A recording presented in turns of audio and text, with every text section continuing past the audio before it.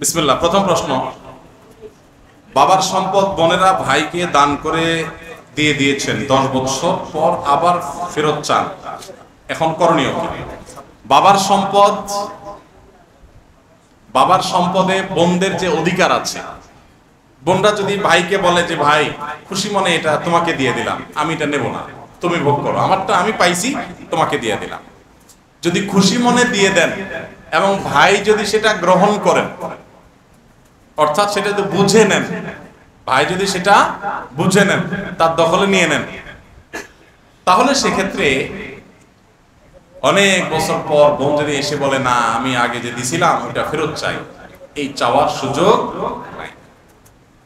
আপনি যখন কাউকে কিছু দিয়েছেন ওটা ফেরত দিতে পারবেন যতক্ষণ পর্যন্ত সেটা হস্তগত হয় নাই বা হস্তান্তর হয় নাই। আমি আপনাকে একটা জিনিস দিলাম, নেন, আপনি এটা এখনো নেন নাই, তাহলে এর মধ্যে আমি চাইলে ফেরত নিতে পারবো। কিন্তু আপনি নিয়ে নিছেন, আপনি বুঝে নিয়ে নিছেন, হস্তগত হয়ে গেছে, নিয়ে আপনি চলে গেছেন, এখন আমি 2 দিন পরে বললাম ভাই ওটা ফেরত দেন, এই অধিকার আমার নাই। আর এমনিতে নবী করিম সাল্লাল্লাহু আলাইহি ওয়াসাল্লাম এই জিনিসটাকে মন্দ জিনিস হিসেবে আখ্যায়িত করেছেন। আল্লাহ ইদু ফি হেবাতিহি কাল কালবি ইয়াউদু ফি কাইহি, নবী সাল্লাল্লাহু আলাইহি ওয়াসাল্লাম বলেছেন কুকুর বমি করে সেটাকে আবার খেলে এটা যেরকম নোংরামো খারাপ জিনিস, আপনি কাউকে কোনো কিছু দেওয়ার পর আবার তার কাছ থেকে সেটা ফেরত নিলেন, এই জিনিসটাও এরকম খারাপ, এটা অনুচিত কাজ। হ্যাঁ, ততক্ষণ পর্যন্ত ফেরত নিবেন যতক্ষণ পর্যন্ত সেটা হস্তান্তর প্রক্রিয়া শেষ হয়। আপনি তাকে বলছেন নাও, সে নিচ্ছি করে নেয় নাই, আপনি এর মধ্যে আবার আপনার সিদ্ধান্ত পরিবর্তন করে ফেরত নেন, এটা ঠিক আছে। কিন্তু দিয়ে ফেলেছেন, এখন 10 বছর পর এসে বলছেন না আমি এটা ফেরত নেব, এই সুযোগ আসলে আর নাই এবং এই ফেরত নেওয়া জায়েজ নাই।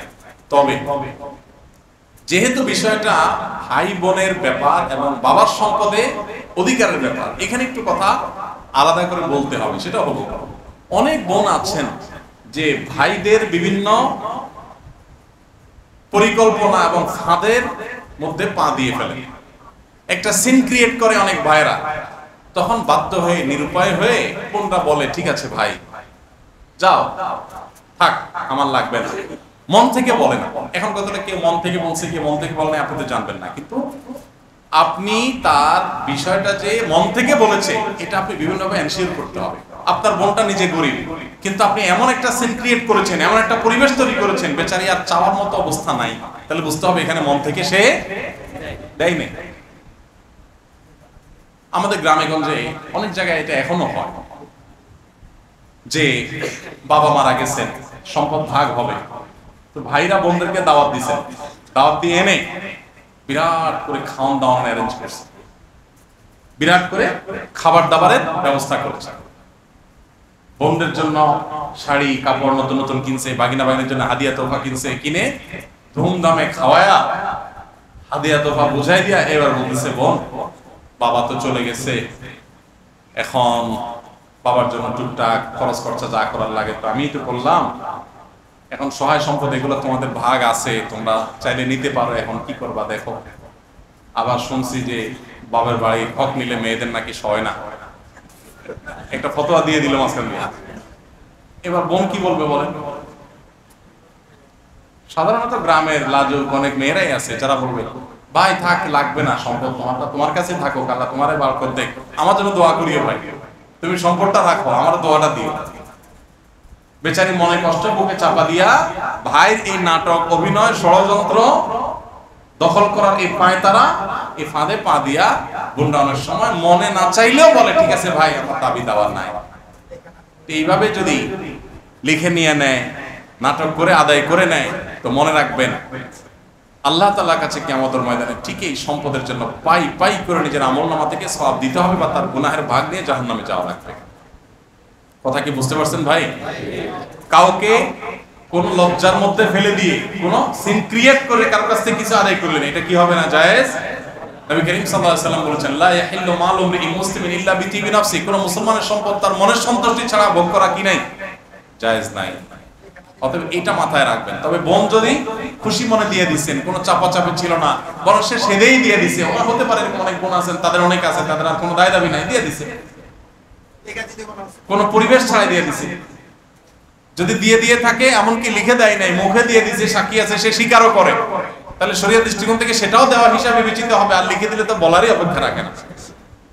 যদি সে মন থেকে দেয় যে আপনি নাটক করে সিন ক্রিয়েট করে আদায় করেন নাই, তাকে ফান্দে ফেলে পরিবেশ তৈরি করে আদায় করেন নাই, সে নিজে থেকে উলিংলি বলছে। অনেক বোনরা এরকম বলে, ভাই আল্লাহ আমাকে অনেক দিছে, তো দুল্লা ভাই আল্লাহ অনেক দিছে, এগুলো তোরা খুলে খুলে আমার দায় দাবি না।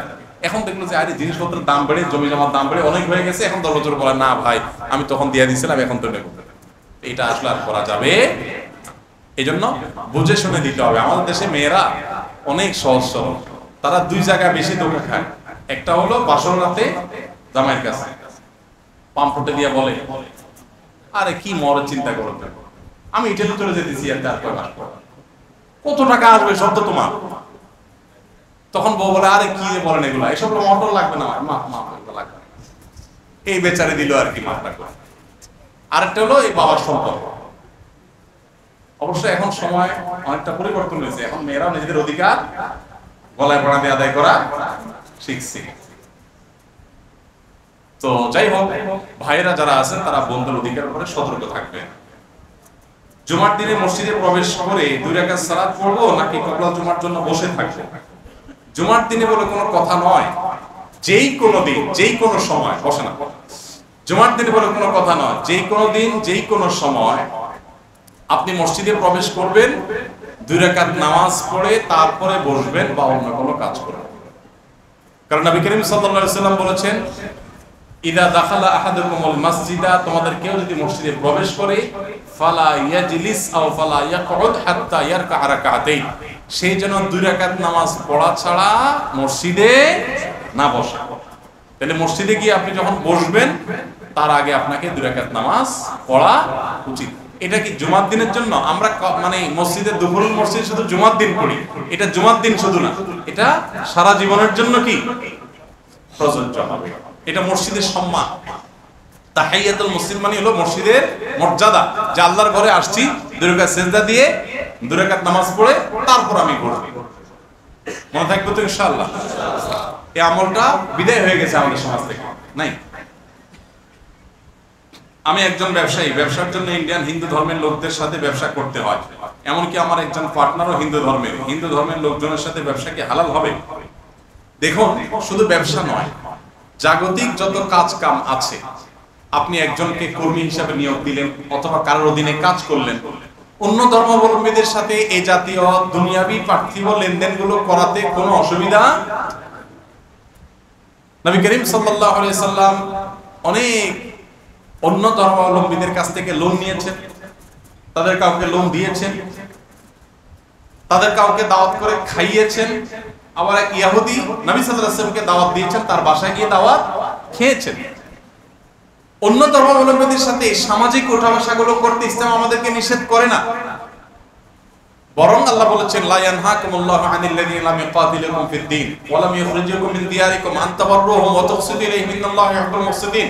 যে সমস্ত অমুসলিমেরা, অন্য ধর্মের মানুষেরা তোমাদের উপর যুদ্ধ চাপায় দেয় নাই, তোমাদের দেশ থেকে বের করে দেয় নাই, তাদের সাথে ন্যায়নিষ্ঠ আচরণ করতে আল্লাহ তোমাদেরকে নিষেধ করেন না, বরং ন্যায়নিষ্ঠ আচরণকারীকেই আল্লাহ ভালোবাসেন। তাহলে আমাদের ইসলাম হিন্দু ভাই বোনদের সাথে ব্যবসা বাণিজ্য, উঠা বসা, তাদেরকে কর্মচারী রাখা বা তাদের অধীনে কাজ করা, এগুলোতে নিষেধ করে না। কথা বুঝে আসছে?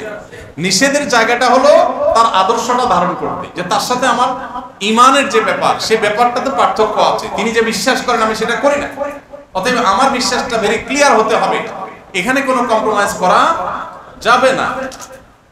তাকে আপনি সাধারণ বন্ধু হিসাবে নিলেন, কিন্তু তার আদর্শ গ্রহণ করলেন, তার আদর্শের প্রতি আপনি অনুগত থাকলেন, এই লেভেলের বন্ধুতা, এই লেভেলের আপন করার সুযোগ নাই। এটা মাথায় রাখতে হবে, কারণ আদর্শ বিষয়টা ছেলে খেলা না, এটা ক্রিস্টাল ক্লিয়ার যে আমার আদর্শ, আমার ঈমান, আমার সবকিছুর উপরে।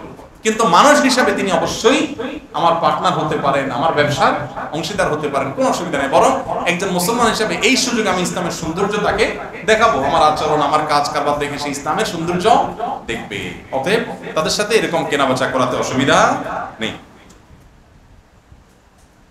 আমরা যে পরিমাণ কাজ করি সেই পরিমাণ টাকা পাই না, তাহলে হাসরের দিনে এই মালিকদের কি অবস্থা? হুজুর আপনার কাছে উত্তর জানতে চাই। দোকান মালিকরা সব আছে, কর্মচারী ভাইদের প্রশ্ন এখানে বুঝাই গেছে যে মালিক ভাইদেরকে হালকা খোঁচা মেরে প্রশ্ন করা হয়েছে। তো যারা প্রশ্ন করেছেন তারা অনেকে হয়তো ভিকটিম। মালিক ভাইরা এবং কর্মচারী ভাইরা উভয় মন খাড়া কান খাড়া করে শুনেন, মন খুলে শুনেন। কর্মচারী হয়ে আপনি যদি ফাঁকি ঝুঁকি দেন, চান্সে মালিক নাই, আর কাস্টমারে বললাম ভাই সামনে দেখেন, আমি একটু মোবাইল আর একটু ফেসবুক ঘেঁটে নিই, তো আপনার ওই সময়ের ইনকামটা হালাল হবে না। আপনি শুধুমাত্র মালিকের বিরুদ্ধে একটা চিরকুট লেখাই দিয়ে জিতে গেছেন এরকম মনে করেন না, আপনারও দায়। আর মালিক ভাইদেরকে বলতে চাই, মনে রাখবেন নবী সাল্লাল্লাহু আলাইহি ওয়াসাল্লাম বলেছেন, উতুল আজিরা ক্বাবলা আন ইয়াতুফা ইরকা, তোমরা শ্রমিকের পারিশ্রমিক তার গায়ের ঘাম শুকানোর আগে আগে দিয়ে দাও। আপনারা অনেকে হয়তো জানেন যারা মিডল ইস্টে ছিলেন, আপনাদের একটা তথ্য দেই। আমি 10 বছর সৌদি আরবে ছিলাম। এখন সৌদি আরবে আমি চলে আসছি, আরো 5-6 বছর হয়ে গেছে। তো এখন নতুন কি আছে আমি জানি না। আমি যখন ছিলাম 10 বছর ধরে একটা নিয়ম আমি দেখেছি। আমরা যেহেতু সরকার নিয়ন্ত্রিত একটা প্রতিষ্ঠানে কাজ করতাম, সেখানকার ইসলামিক অ্যাফেয়ার্স মন্ত্রণালয়, আমাদের স্যালারি হতো মাসের 25 তারিখে। এবং আমি খবর নিয়েছি শুধু আমাদের না, এটা অনেক জায়গায় সরকারিভাবে নির্দেশনাই দেওয়া থাকে মাস শেষ হওয়ার আগে স্যালারি দেওয়া। সাধারণত মাস শেষ হওয়ার আগে কেউ স্যালারি দেয়? সারা দুনিয়াতেই স্যালারি হবে মাস শেষ হওয়ার পরে, কিন্তু সেখানে স্যালারি আগে দেওয়ার প্রচলন ছিল। আমার 10 বছর জীবনে এক মাসও এমন হয়নি, দু একটা বিচ্ছিন্ন থাকতে পারে, আমার মনে পড়ে না যে কবে এরকম হয়েছে যে স্যালারি মাস শেষ হওয়ার পরে নিতে হয়েছে। সাধারণ নিয়ম ছিল মাস শেষ হওয়ার আগে। দুই একবার এরকম হয়ে থাকতে পারে কালে বলতে, নরমালি সবসময় মাস শেষ হওয়ার আগে আগে স্যালারি দিতে। তখন আমার বুঝে আসলো ওখানে গিয়ে হাদিসটার উপর আমল তারা করতো। এখন কি আছে জানি না, অনেক কিছু পরিবর্তন হয়ে গেছে। সুবহানাল্লাহ, নবী সাল্লাল্লাহু আলাইহি ওয়াসাল্লাম বলেছেন, শ্রমিকের ঘাম শুকাবার আগে পারিশ্রমিক দাও। তারা মাস শেষ হওয়ার আগে 4-5 দিন আগে যেন বেতন দেয়। আর আমাদের দেশে আল্লাহু আকবার, মাস শেষ হওয়ার আগে তো দূরের কথা, মাস শেষ হলে দে বাবা, তাহলে তো হয় 5 দিন 10 দিন, অনেকে 3 মাসেরটা বাকি, 6 মাসেরটা বাকি। মালিক ভাইরা বা যারা আছেন মনে রাখবেন, আল্লাহ আপনাকে 2-4 পয়সা দিচ্ছেন, আপনার শ্রমিক, আপনার দিনমজুর, আপনার অধীনস্থ যে মানুষগুলো আছে তাদের মাধ্যমে। দেখেন, ইসলামের নির্দেশের কথা যদি বলেন, তাহলে তো তাদেরকে আপনি যা খান তা খাওয়াইতে হবে, আপনি যা পড়েন তা পড়াইতে হবে। আমি তো প্রায় বলি, আজ পৃথিবীতে তথাকথিত মানবাধিকার সংস্থাগুলো শ্রমিকদের অধিকার নিয়ে অনেক লম্বা লম্বা কথা বলে, কিন্তু ইসলাম কি বলেছে আপনি জানেন? নবী করিম সাল্লাল্লাহু আলাইহি ওয়াসাল্লাম বলেছেন, ইখওয়ানুকুম খাওয়ালুকুম জাআলাহুমুল্লাহু তাহতা আইদিকুম, তোমাদের ভাই যারা, এরাই তোমাদের অধীনস্থ, আল্লাহ তোমাদের অধীনস্থ করে দিয়েছেন। মনে রাখবে, তোমরা যা খাও তাদেরকে তা খাওয়াবা, তোমরা যা পড়ো তাদেরকে তা পড়াও। দেখেন, আপনি যে কোয়ালিটির খাবার খান, আপনার শ্রমিককে সেই কোয়ালিটির খাবার আল্লাহ তাআলা খাওয়াতে, নবী সাল্লাল্লাহু আলাইহি ওয়াসাল্লাম খাওয়াতে বলেছেন। আপনি যে পোশাক পরেন তাকে সে পোশাক পরাতে বলা হয়েছে। আচ্ছা বলেন তো, আপনি আপনার নিজের জন্য যে জামাটা কিনছেন, যে ব্র্যান্ডের, একই ব্র্যান্ডের জামা আপনার কর্মচারীর জন্য কিনে নিয়ে আসছেন। মালিক কর্মচারী দুইজন একই রকমের জামা পরে বাইরে হয়েছে। জিনিসটা কি আমাদের সমাজে কল্পনা করা যায়? আরে কাকতালীয় ভাবে যদি আমি যেটা কিনছি, আমার অজান্তে আমার ড্রাইভার সেটা কিনে ফেলছে, গাড়িতে এসে দেখি যে তারটার আমারটা এক, দুঃখে কষ্টে ওই গাড়ি ধুয়ে তো পলায় চলে যায়, তাই না?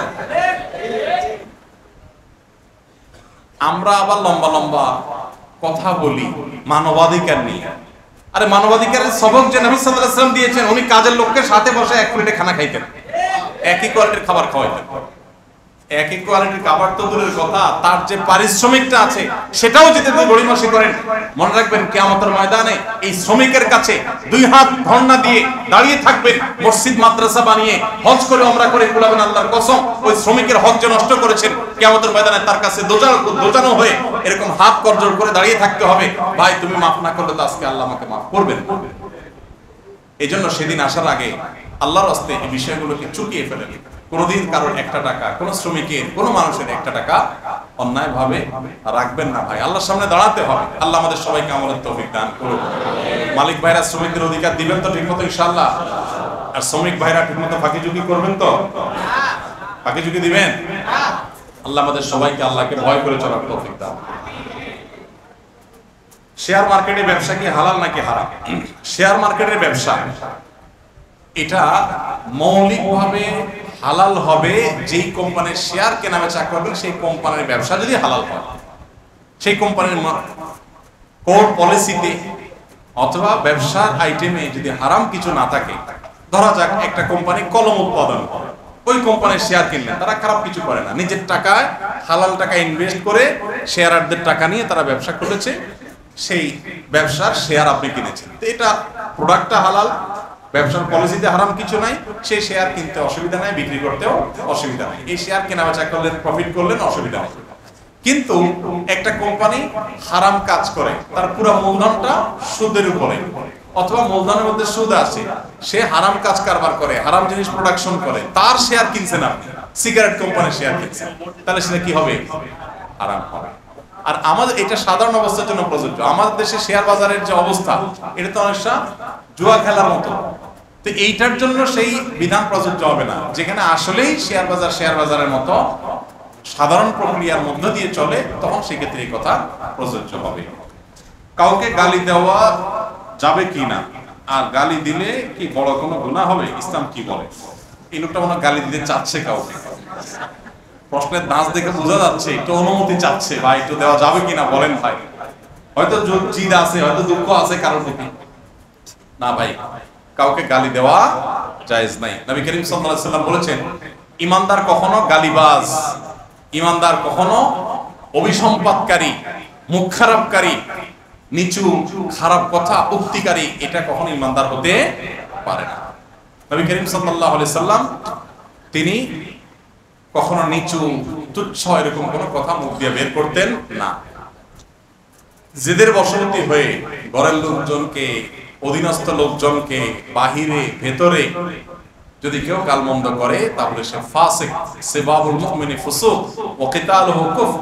নবী সাল্লাল্লাহু আলাইহি ওয়াসাল্লাম বলেছেন, যে কোনো মুসলমানকে আপনি গালি দিলেন, কটু কথা বললেন, তাহলে এটা গুনাহের কথা, কবিরা গুনাহ হবে। এজন্য গালি দেওয়া, যত জিদ হোক, দুঃখ হোক, কষ্ট হোক, হজম করতে হবে, সবর করতে হবে। জান্নাত এমনি এমনি পাবেন না। জান্নাত হলো সবরের ডোক গিলতে হবে। যদি তাকে শাসন করতে হয়, এমন কথা বলবেন যেটা গালি না। তাকে বকা দিলেন, কিন্তু বকার ভিতরে খারাপ কিছু বললেন। আজকে সকালে একটা জায়গায় এক ভাই, তার সম্পর্কে আরেকজন বলতেছে, ভাই আপনি প্রায় গালিগালাজ করেন। তো সে বলতেছে, ভাই না তো আমি তো গালিগালাজ করি না। কারণ আপনি প্রায় শালা বলেন। কারণ আমি শালা তো বলি নাই, আমি একবার শুকর বলছিলাম। তো গালির ডেফিনিশন অনেক সময় আমরা বুঝতে পারি না। কাউকে যদি আপনি কোনো খারাপ পশু দিয়া, পশুর নাম ধরে বলেন তুই অমুক, এটা গালি কি গালি না? বড় গালি এটা। আর অমুকের বাচ্চা, তমুকের বাচ্চা, এগুলো কি শুধু গালি? এগুলো একাধারে গালি, আবার মিথ্যা অপবাদ। গালি শুধু তাকে দেন নাই, তার বাপকে ধরে দিচ্ছেন, মাকে ধরে দিচ্ছেন, বেচারা হয়তো কোনো দোষ নাই, হয়তো দুনিয়া থেকে চলে গেছে। তো এগুলো কোনো ইমানদারের স্বভাব হতে পারে না। ধৈর্য ধারণ করতে হবে। আল্লাহ আমাদেরকে তৌফিক দান করুন। কর্মচারী উল্টাপাল্টা করতেছে, মেজাজটা গরম হয়ে গেছে, দিয়ে দিলেন একটা গালি, শেষ, আখিরাতটা শেষ করে ফেললেন। সবর করতে হবে ভাই। প্রয়োজনে দুটো শক্ত কথা বলো, তুমি কেন করলা? প্রয়োজনে তার অন্যায় করে থাকলে, ক্ষতি করে থাকলে, নিয়ম অনুযায়ী, চুক্তি অনুযায়ী ক্ষতিপূরণ আদায় করেন তার কাছ থেকে, কিন্তু মুখ খারাপ করবেন না। অনেকে আছে চুল থেকে নুন খসলেই গালি ছাড়া কথায় কথায় গালি যাদের আসে, তারা কারা জানেন? তাদের পরিচয় কি জানা আছে? মুনাফিক, যাদের অন্তরে আসলে ঈমান নাই, মুখে শুধু ঈমানের কথা বলে, আল্লাহর কাছে আসলে মুসলমান না। এই মুনাফিকদের মার্কাগুলোর মধ্যে একটা হলো ওয়াইদা খাসামা ফাজার। কোন ঝগড়াঝাটি হলে, মেজাজ গরম হলে কি করে? গালিগালাজ করে। সমাজে কিছু মানুষ আছে যাদের হাদিসের জ্ঞান আছে, কিন্তু তার বিচারের ক্ষেত্রে তারা ঠিক অন্যটা বেঠিক, ও তারটা ঠিক অন্যটা বেঠিক, এদের ব্যাপারে ইসলাম কি বলে? হ্যাঁ ভাই, এরকম মানুষ তো অনেকে আছে যে কোরআন জানে, হাদিস জানে, ইসলাম জানে, সবই জানে, কিন্তু সব নিজের বেলায়, অন্যের বেলায় সব সে না জানার ভান করে। এইরকম বহু মানুষ আছে, মাশাআল্লাহ, লম্বা লম্বা কথা বলে, লম্বা লম্বা ওয়াজ করে, সবই ঠিক আছে নিজের বেলায়, সব কার বেলায়? নিজের বেলায়, পরের বেলায় নাই। এই কখনো ভালো মুসলমান হতে পারে না। ভালো মুসলমান তো সে যে নিজের বেলায় বরং ছাড় দিবে, অন্যের বেলাটা ঠিক রাখে, এটা হলো ভালো মুসলমানের চরিত্র। আর মুনাফিকের চরিত্র হলো নিজের বেলা 16 আনা, অন্যের বেলা 1 আনা আনা। এটা হলো মুনাফিকের চরিত্র। আর মুনাফিকের মুসলমানের চরিত্র কোনটা? আমারটা পাইবা না পাই দুঃখ নাই, আমার দ্বারা কারোর জন্য হক নষ্ট। আল্লাহ আমাদেরকে সেরকম মুসলমান হওয়ার তৌফিক দান করুন। অবাধ্য সন্তান বাধ্য করার কোনো আমল আছে কিনা, থাকলে দয়া করে বলবেন। অবাধ্য সন্তানকে বাধ্য করার জন্য কোনো মিরাকলিক আমল আমার জানা নাই যে এই দোয়া পড়লে রাতারাতি সন্তান ভালো মানুষ হয়ে যাবে। কারণ বড়ই গাছে হঠাৎ করে ফজলি আম ধরবে বা আমরুপালি ধরবে, এরকম কোন দোয়া আল্লাহ তাআলা আমাদেরকে শিখান নাই। আপনি যে গাছ লাগাবেন সেই ফলই। সন্তানকে যদি অমানুষ হওয়ার মতো করে বড় করেন, তারা এমন জায়গা দিয়েছেন সে অমানুষ হয়েছে, শিক্ষা পায় নাই, পারিবারিক শিক্ষা পায় নাই, প্রাতিষ্ঠানিক শিক্ষা পায় নাই, তো সে উল্টাপাল্টা হবে। তাহলে এখন কি করতে হবে? তাকে ভালো করার জন্য চেষ্টা করবেন, নসিহত করবেন, ভালো পরিবেশে নিয়ে যাবেন, আল্লাহর কাছে চোখের পানি ফেলবেন। এগুলো আপনি করতে থাকেন, আল্লাহ তাআলা চাইলে হেদায়েত দিতেও পারেন। সেই চেষ্টাগুলো অব্যাহত রাখবেন। বিশেষ করে সূরা ফুরকানের ৭৪ নম্বর আয়াত, রব্বানা হাব লানা মিন আজওয়াজিনা ওয়া যুররিয়াতিনা কুররাতা আইয়ুন ওয়াজআলনা লিল মুত্তাকিনা ইমামা, এই দোয়া পড়বেন। আল্লাহ রাব্বুল আলামিন মানুষের পরিবর্তন করানোওয়ালা জাত, তার অন্তরে সবকিছু আছে। বড়ই আছে, আম ধরে না, ঠিক আছে, কিন্তু আল্লাহ চাইলে অসম্ভব কিছুই নাই। সাধারণত হয় না, আল্লাহ তাআলা চাইলে করেন। আর মানুষের ব্যাপারটা হলো, মানুষকে আল্লাহ তাআলা হেদায়েত দিলে তার রাতারাতি পরিবর্তন হওয়াটা কঠিন কোনো বিষয় না। গাছের মানুষের মধ্যে এই জায়গাটা একটা পার্থক্য আছে। সে আশা আল্লাহর কাছে দোয়াও করবেন, চেষ্টাও চালাবেন। শুধু দোয়া পড়বেন আর অটোমেটিক ঠিক হয়ে যাবে এটা না। পিতামাতার দিকে চোখ রাঙিয়ে উচ্চস্বরে কথা বলা ইসলামে কি? পিতামাতার সাথে চোখ রাঙিয়ে বা উচ্চস্বরে কথা বলা হারাম। পৃথিবীতে সমস্ত মানুষের সাথে যদি আপনি খারাপ আচরণ করেন, সমস্ত মানুষের সাথে আপনি দুর্ব্যবহার করেন, তাতে এত গুনাহ হবে না। বাবা মার সাথে একটু জোরে কথা বললেন, চোখ রাঙালেন, শক্ত কথা বললেন, তাতে যে গুনাহটা হবে না। ভাইরা আমার, মানুষ হিসাবে মাঝে মধ্যে আমাদের অনেকেরই মাথা রক্ত উঠে যায়, গরম হয়ে যায়। বাবা মার সাথে হয়তো কোনো কারণে রাগ করে ফেলবে। খবরদার, মাথাটা যখনই ঠান্ডা হবে দেরি করবেন, সাথে সাথে বউ ছেলে মেয়ের সাথে যদি সামনে যদি জোরে কথা বলে থাকেন, তাদের সামনে আবার মাপ চেয়ে নেবেন সাথে সাথে। কারণ কিয়ামতের ময়দানে কিন্তু বাপ ও ছেলেকে ছাড়বে না। এই যে বেয়াদবি করেছেন, এই যে হক নষ্ট করেছেন, কিয়ামতের ময়দানে পাই পাই করে হিসাব দিতে হবে এবং জাহান্নামে ঠিকই নিক্ষিপ্ত হবে। কোনো আমলে কুলাবে না বাবা মার সাথে বেয়াদবি করবে। বেয়াদবি হয়ে থাকলে সাথে সাথে মাপ চাই নেবে। আর যারা বাবা মাকে হারাই ফেলছেন, মাপ চাইতে পারেন না, তাদের এখন করণীয় কি? নবী করিম সাল্লাল্লাহু আলাইহি ওয়াসাল্লাম তাদের জন্য বলেছেন, তারা তো বাবা মার জন্য এখন মাগফিরাতের দোয়া করবেন, চোখের পানি ফেলে, আল্লাহ আমার আব্বাকে আমার আম্মাকে মাফ করে দাও, আমি মাপ চাইতে পারি না, তুমি তাদের কাছ থেকে আমাকে মাপ পাইয়ে দাও, দোয়া করবেন। আর পাশাপাশি বাবা মা দুনিয়াতে যাদের সাথে চলাফেরা করতেন, তাদের সাথে সুন্দর বাবা মার মতো যেরকম আচরণ সেরকম আচরণ করবেন। আশা করা যায় আল্লাহ রাব্বুল আলামিন আপনাকে দায়মুক্ত করবেন। ইমাম সাহেবের পিছনে চোখ বন্ধ করে রুকু সিজদা করলে হবে কিনা নামাজে? ইমাম সাহেবের সামনে হোক আর পিছনে হোক আর একাকী হোক, সাধারণ অবস্থাতে চোখ খোলা রেখে নামাজ পড়াটাই সুন্নাহ। কিন্তু কেউ যদি চোখ বন্ধ করলে তার মনোযোগ বেশি আসে, আবেগ বেশি আসে, তার জন্য এটা জায়েজ আছে। এটাকে একেবারে নিয়ম বানিয়ে যদি নেয় কেউ, যেটা নামাজেরই নিয়ম, নামাজেরই অংশ, তাহলে সেটা ভুল হবে।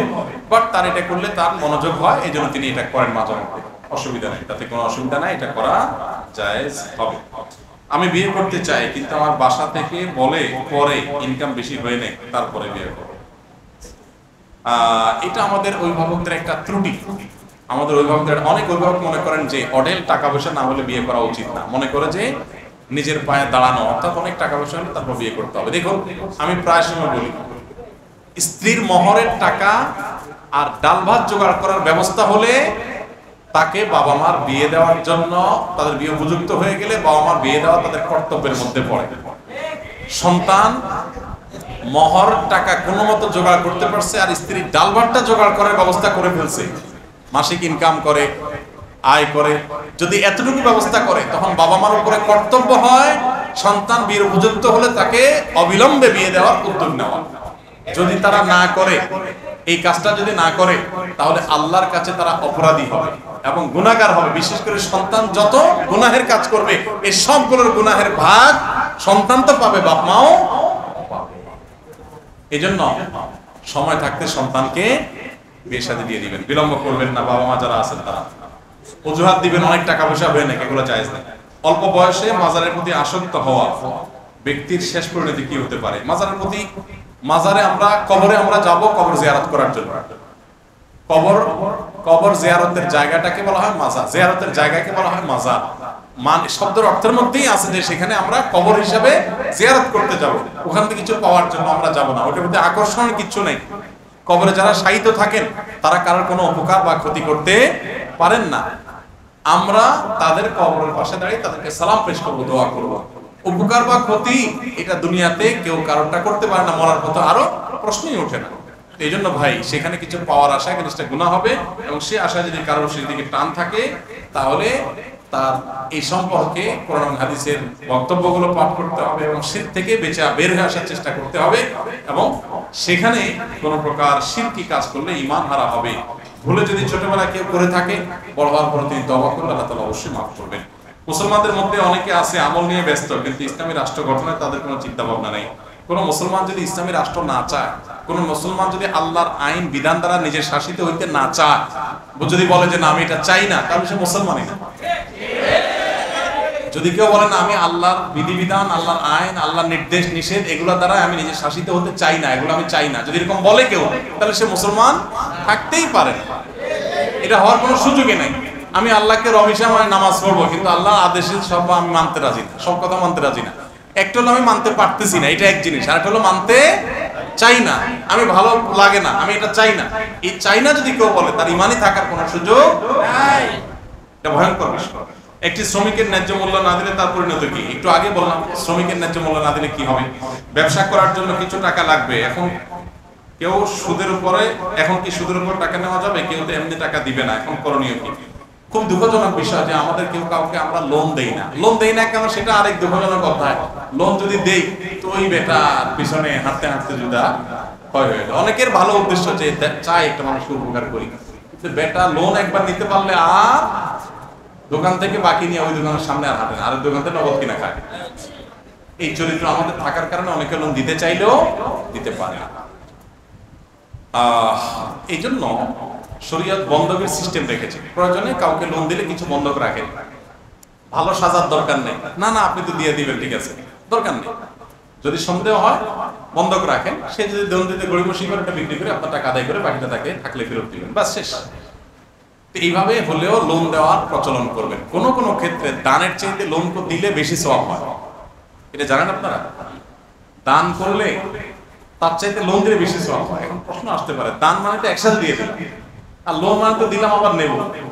দিলাম আবার নেব, এটা কিভাবে একসাথে দেওয়ার চাইতে তুমি কিভাবে হতে পারে? এর উত্তর হলো, ধরেন আপনি আমাকে 10টা টাকা দান করলেন, আমার আসলে এই টাকাটা না হলে এমন অসুবিধা নেই, কিন্তু একই সাথে ওনার 10টা টাকা লোন অনেক বেশি দরকার, না হলে তার একটা ক্ষতি হবে।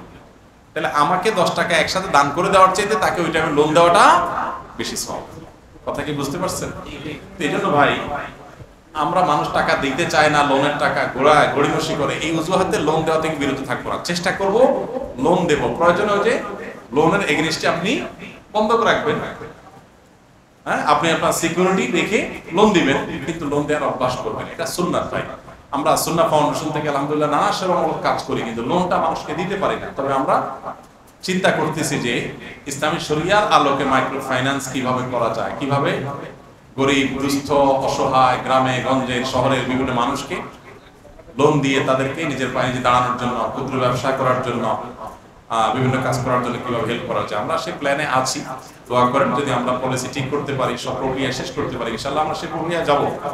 তবে আপনারা ব্যক্তিগত উদ্যোগে এটা করবেন। অনেক ভাইয়েরা সামাজিকভাবে উদ্যোগ নিয়েছেন। সুদ হারাম, করজে হাসানাই সমাধান, এই স্লোগান অনেক ভাইয়েরা বের করেছেন, খুব চমৎকার স্লোগান। সুদ হারাম, করজে হাসানাই সমাধান, অর্থাৎ লোন দিবেন কোনো সুদ ছাড়া, এখানেই সমাধান আছে। পারস্পরিক এই সহযোগিতাগুলো থাকা দরকার। আমাদের মার্কেটের কিছু দোকানদার দোকানে বেচা কিনা ভালো না হলে দোকানে লাইট বন্ধ করে ডাস্টার মারা, ঝাড়ু দেওয়া, সোনার উপর পানি ছিটানো ইত্যাদি করে থাকে। তারা বলে দোকানে জট লেগেছে। এসব করার পর আবার নতুন করে দোকানদারি শুরু করে। এটা কতটা ইসলাম সম্মত? এটা পুরোটাই মূর্খতা সুলভ কাজ। এটা মূর্খতা সম্মত, ইসলাম সম্মত না। এটা কোনো বুদ্ধিমান মানুষের কাজ না। এগুলো এক ধরনের শিরক। এগুলো এক ধরনের কি ভাই? শিরক, গুনাহের কথা। আপনি মনে করতেছেন এই সোনার উপর পানি আপনার বরকত এনে দিবে। বরকত আনার মালিক আল্লাহ তাআলা। যেটা আসার এমনিতে আসবে। আপনি ভালো কাজ করেন, আপনার সোনার উপর পানি দিলেন, ঝাড়ু দিলেন, লাইট বন্ধ করে দিলেন, এই সমস্ত নাটক করে কোনো লাভ হবে না। এসবগুলো করে কোনো লাভ হবে না। ব্যবসার কল্যাণ তো হবেই না, উল্টা ঈমান যেটুকু আছে ওইটুকু চলে যাবে। ইসলামে কোনো কুসংস্কারের সুযোগ নেই। এই সোনারগড় পানির বা ডাস্টারের ঝাড়ুর কোনো ক্ষমতা নাই, বিধায় এ ধরনের বিশ্বাস করা যাবে না। আমি অল্প বয়সে বিয়ে করেছি, দেন মোহরের টাকা অনেক বেশি, এখন কি করব একটু বুঝাইয়া বলে দেন। দেওয়ার মতো সামর্থ্য নেই। আরে বেচারা, দেওয়ার মতো সামর্থ্য নেই তো বিয়ে করতে বলছে কি আপনাকে? যেহেতু বিয়ে করে ফেলছেন আর ফান্দে আটকা পড়ে গেছেন, এখন আমি তো বাঁচার কোনো রাস্তা দেখতেছি না। এখন একটা রাস্তা আছে, সেটা হলো বউয়ের কাছ থেকে কিস্তি করে নিতে পারেন, যে একটা খাতায় লেখা রাখো, আমি গরিব মানুষ, যা পারি মাঝে মধ্যে দেবো, তুমি ওইটা বুঝে পায়া লেখা রাখো, লেখা রাখো। আপনিও লেখা রাখেন, দিতে দিতে বলবেন যে আমি যদি মরে যাই মাফ করে দিও, আর যতদিন বেঁচে থাকি আমি তোমার দেনা পরিশোধ করে দেবো। এটা চেষ্টা করেন। আর বুদ্ধি আরেকটা আছে, সেখানে একটা দরখাস্ত লিখতে পারেন, বউয়ের কাছে একটা অ্যাপ্লিকেশন লিখবেন, বরাবর স্নেহময়ী স্ত্রী বিষয় মোহর মওকুফের আবেদন, জনাবা যথাবিহিত সম্মান প্রদর্শন পূর্বক নিবেদন এই যে আমি অদম গরিবের ছেলে, বা আমি নিজে গরিব মানুষ, বিয়ের সময় বুঝে উঠতে পারি নাই, মুরব্বীদের ফুসলানিতে অনেক বেশি মোহরে রাজি হয়ে গিয়েছিলাম, কিন্তু এখন আমার দেওয়ার সামর্থ্য নাই। আপনি আপন অনুগ্রহে আপনার অধিকার মোহর থেকে কিছুটা কমাইয়া দিয়া আমার প্রতি অনুগ্রহ করিয়া বাধিত করিবেন, বিনীত আপনার গরিব স্বামী। এরকম একটা দরখাস্ত লেখার পর স্ত্রী যদি মায়া করে দয়া করে বলে ঠিক আছে, সাইন দিয়ে বলে যে ঠিক আছে 50% মওকুফ করা হলো, 100%, আরে দেখছেন ফুল ফ্রি চা। যদি স্ত্রী মাফ করে দেয়, আল্লাহ বলেছেন ফাকুলুহু হানিআম মারিআ, তোমাদের স্ত্রীরা যদি তোমাদের, এটা সিরিয়াস ইস্যু, স্ত্রী যদি তোমাকে নিজে থেকে বলে ঠিক আছে মোহরের অংশ আমার দেওয়া লাগবে না, সেটা তো আসলে সহজে পাবেন না। বউয়ের সাথে যদি আচরণ খারাপ করেন, বউ কি মওকুফ করবে? বলবে চান্দ কড়ায় গন্ডায় সব বুঝে নেব, কোনো মাফ নাই, দুনিয়াতে দিবা না আখিরাতে নেবে। আর যদি আগে ভাগে ভদ্র ছেলের মতো থাকেন, সুন্দর আচার আচরণ করেন, গালিগালাজ না করেন, ব্যবহার ভালো করেন, তাহলে দরখাস্ত করলে ফুসলালে ফাসলালে মাপ টাপ চাইলে হয়তো মাপ পাইতেও পারে। সিরিয়াস ইস্যু, হাসির ইস্যু না। স্ত্রীর যে মহারানা এটা পরিশোধ করতে হবে ভাই। অনেকে আমরা এই মাসআলা জানি না। আপনি যদি মারা যান, আপনার বউয়ের মোহর দেওয়া ছাড়া আপনার যে সম্পদ আছে, এই সম্পদগুলো ভাগযোগ পরে হবে, আগে স্ত্রীর মোহর এখান থেকে পরিশোধ হবে, তারপরে থাকলে ছেলে মেয়ে অন্যরা ভাগ পাবে। জিনিসটা ছেলে খেলা না। অনেকে আমরা মনে করি যে মোহর এটা বোধহয় কথার কথা, এমনি বোধহয় ধরতে হয়, বোধহয় এটা দেওয়া লাগে না।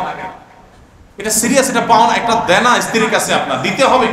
আমি যে দরখাস্তের কথা বলেছি একটু মজা করে, এর মানে এই না যে আসলে আপনি তার কাছে মাপ না চাইলে চলবে, হয় দিবেন আর না হলে তার কাছ থেকে মাপ চাইবেন। মাপ চাওয়ার জন্য আরেকটা বুদ্ধি আছে, সেটা হলো স্ত্রী যদি দেখেন যে মাপও করবে না, একটু শক্ত মহিলা, তাহলে বলবেন এক কাজ করো, তোমার যে ঘরোয়া কাজ কাম এগুলো আমার কিছু দাও, হাড়ি বাতিল ধোয়া, তরকারি কোটা, কিছু কাজ আমি করি, এর বিনিময়ে কিছু টাকা তুমি কাটো। মানে এক কথায় বউয়ের কাছ থেকে কিভাবে আদায় করবে সেটা আপনি জানেন, কিন্তু মাপ আপনাকে আদায় করতে হবে, আর না হলে তার টাকাটা থাকে পরিশোধ। বিয়ের সময় আমরা আমাদের ছেলেবেলা দেখেছি, ছোটবেলায় দেখেছি যে একটা রুমাল দিত পুরুষের মুখে, বেচারা মুখে রুমাল দিয়ে, এখন আর এই সমস্ত নাই, একসময় ছিল না। আমার প্রায় মনে হতো যে এই রুমালটা বেচারা মুখে কেন দিয়ে রাখছে। মানুষ সাধারণত গরুর মুখে ইয়া দেয় যাতে ঘাস না খায়, বেচারা মুখে রুমাল দিছে কেন?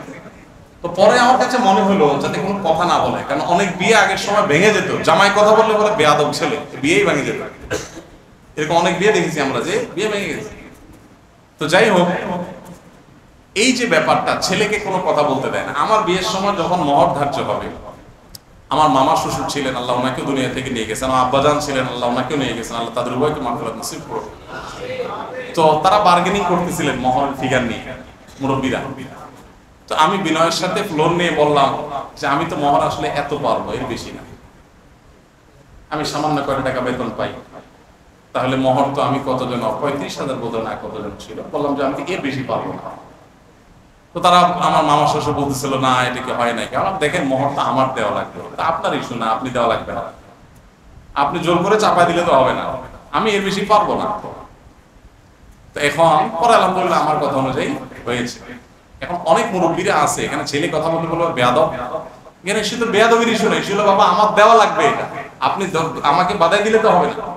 এই জন্য ছেলেরা মোহর ধরার সময় অনেকে ভাবের জন্য মোহর ধরে, এ তোমার বিয়ের মোহর কত, 30 লাখ 5 টাকা, 10 লাখ 1 টাকা, এর পেটে পাড়া দিলে 10 টাকা বাইরে হবে, মোহর কত 10 লাখ 5 টাকা। এটা দুর্ভাগ্যজনক। মোহর এটা ফ্যাশনের বিষয় না। অনেকে মনে করে মোহর এটা, অনেক মেয়ের বাবারা এই ভুলটা করে, মনে করে যে মোহরটা হলো সিকিউরিটি মানি। এটা ভুল, মোহর কোনো সিকিউরিটি মানি না। মনে করে যে তালাক দিতে পারবে না, বেশি মোহর হলে মোহর দেওয়ার ভয়ে তালাক দিতে পারবে। খুবই দুর্ভাগ্যজনক একটা ব্যাপার। আপনি বিয়ে দেওয়ার আগেই তালাকের চিন্তা করতেছেন, নেগেটিভ চিন্তা করতেছেন। মনে রাখবেন, যে বিয়ে ভাঙবে ওটা 10 কোটি টাকা মোহর হইলেও ভাঙবে, আর যেটা ভাঙবে না ওটা অল্প থাকলেও ভাঙবে না। এখানে অনেক মুরব্বীরা আছেন, তাদের মোহর অনেক কম ছিল। বাবাজি আপনার মোহর কত ছিল, কত দিয়েছেন সেটা বলেন, দিয়েছেন না দেন নাই?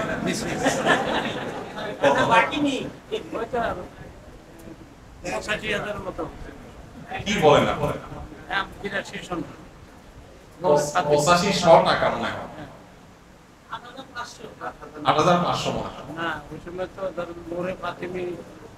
না, মোহরের তুমি এত টাকা আমাদের যে সময় 25 সাল বেড়া ছিল।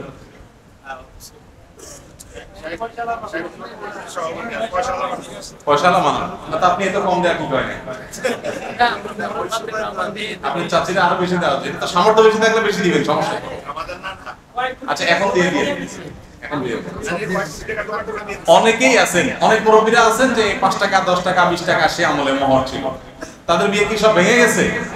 এখনকার পোলাপান 20 লাখ 30 লাখ ভাঙে মোহর দেয়, 1 বছর না যদি বিয়ে ভেঙে, তাহলে বোঝা গেল যে মোহর বেশি হলে যে ঠিক এমন কোনো কথা। মেয়ের বাবারা যারা এসব চিন্তা করেন এগুলো ভুল চিন্তা করবেন। আর ছেলেরাও মোহর ফ্যাশনের জন্য 10 লাখ 20 লাখ ধরেন, মনে করে যে ভাবচক্কর, সে যে আসলে ফাঁসা যাচ্ছে নিজে টের পাচ্ছে না, এই জন্য খুব হিসাব নিকাশ করে পা ফেলবে। আল্লাহ তাআলা আমাদের সবাইকে আমলের তৌফিক দান করুন। জাযাকুমুল্লাহ খাইর ওয়া আখরু দাওয়ানা আলহামদুলিল্লাহি রাব্বিল আলামিন। ভাই পুরস্কার আছে, শেষ করি, অনেক সময় হয়ে গেছে।